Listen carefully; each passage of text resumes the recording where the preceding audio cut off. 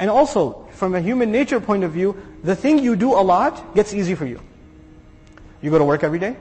Somebody asks you, how do you do it, man? You've been doing it for 10 years, right? You say, it's just, no big deal. It's just work. Just do it.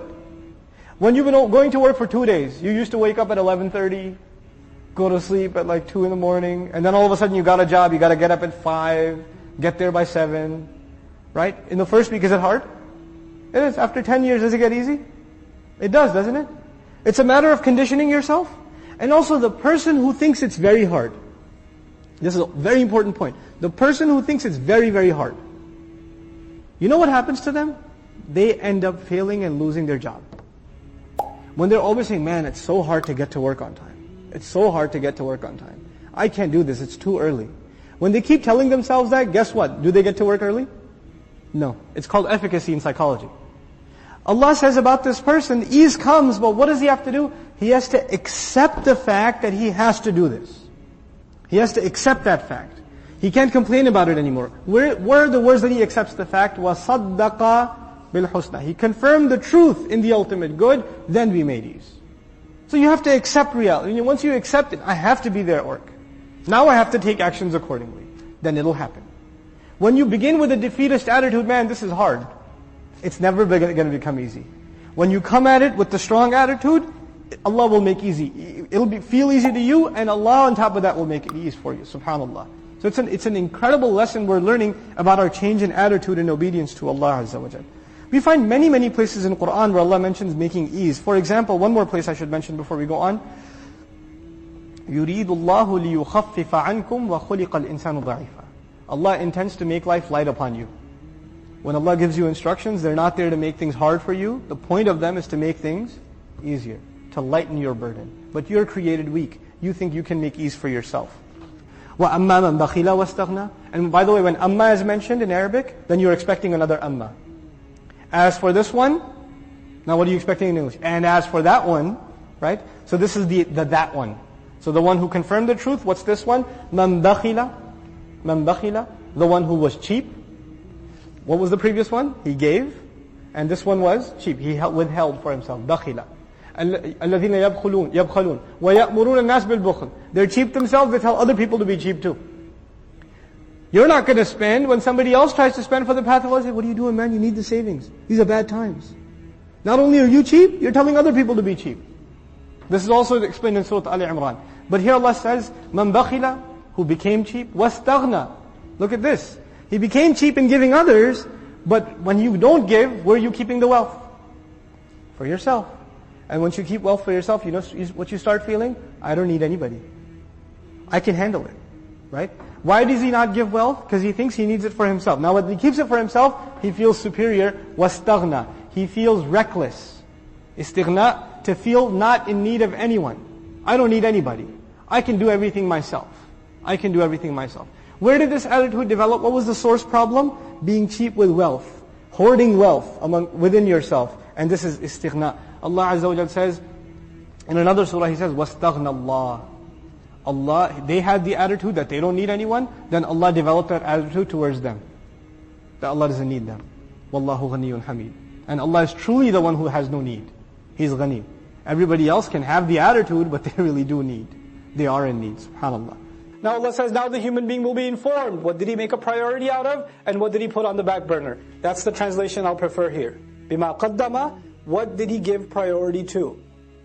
What took taqdeem for him? What was priority number one? What took precedence? وَمَا أَخَّرَ. And what could wait? What were the things that you put on the back burner? The crime of the human being isn't necessarily that he doesn't do a good deed. The human being says, it can wait. I can do it later. The crime of the human being isn't necessarily that he doesn't leave sin. He says, I'll leave it later. Or, let me do what I want right now. I'll do that later. I have time. Taqdeem and ta'khir, not the grammar one. The one for life. Human beings will be thoroughly informed. What were your priorities? What did you put ahead? What came first for you? What came later for you? بِمَا قَدَّمَ وَأَخَّرَ. The other meaning of قَدَّمَ وَأَخَّرَ in Tafseer Juz Amma I mentioned also. قَدَّمَ also means what you've sent forward. You've done deeds, you've done works, and every one of them are waiting for you. Our deeds are waiting for us. كُلُّ نَفْسٍ بِمَا كَسَبَتْ رَهِينَ. You've sent collateral over. You've sent deeds over for processing. And you're going to meet those deeds on Judgment Day. I don't meet my deeds now, I just do them now. I will meet them then. وَوَجَدُوا مَا عَمِلُوا حَاضِرًا. Then you're standing face to face in front of their salats. If your salat was lousy, you'll be standing in front of a lousy salat, staring right at you. That's what it's going to be.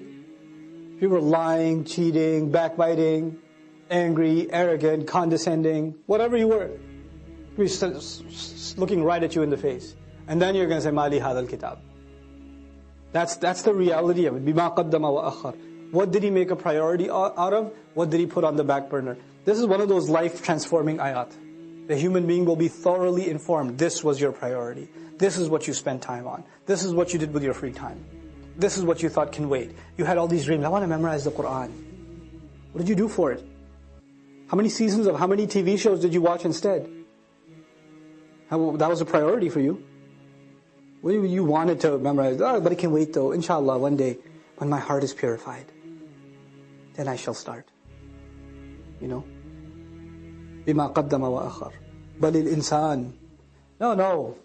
Yes, on that day the human being will be given thorough news, but it's not like the human being's blind now. Rather, the case is that the human being, عَلَى نَفْسِهِ, against his own self, بَصِيرًا, is fully insightful. There is one person that knows so much about you, and nobody else knows about you. And besides Allah, and that's you. You have an insight into who you are, what your flaws are, what your limitations are, what your capabilities are, what your strengths are, what your weaknesses are, what opportunities you avail, what opportunities you get lazy about. You know that about yourself more than anybody else. And you and I decide to lie to ourselves. We just decide we're not going to have an honest conversation with ourselves, and about ourselves with Allah. We don't want to have that honest conversation.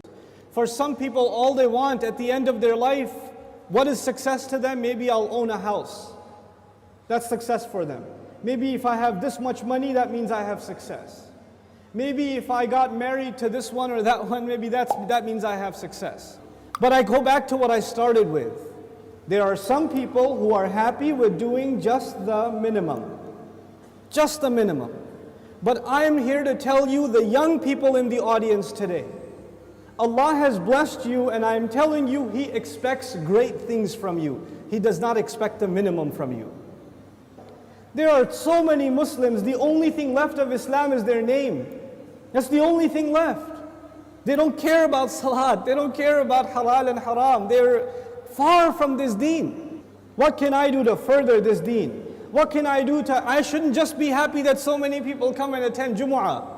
Does that mean everybody's heart is clean? Does that mean that we don't need any more reminder? Is that what that means?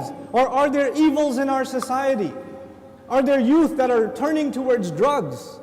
Are there young people that are just living their life for no purpose? All they do is play video games and watch movies and go to sleep. And if you ask them for a purpose, they say, I want to graduate and get a job. Is that a goal? Get a job? Allah gave us such higher goals. Your job itself is a means to a higher end. But you know what? We are living in strange times. The people who need the da'wah the most today are the Muslims themselves. But even if you get a good job, but you don't do your job. You got the job, but you show up late every day. You got the job, but you don't finish any projects. You're sitting there at the desk wasting your time. You're going to lose that job. Somebody else will come and do it for you. You will not keep that job even if you qualified.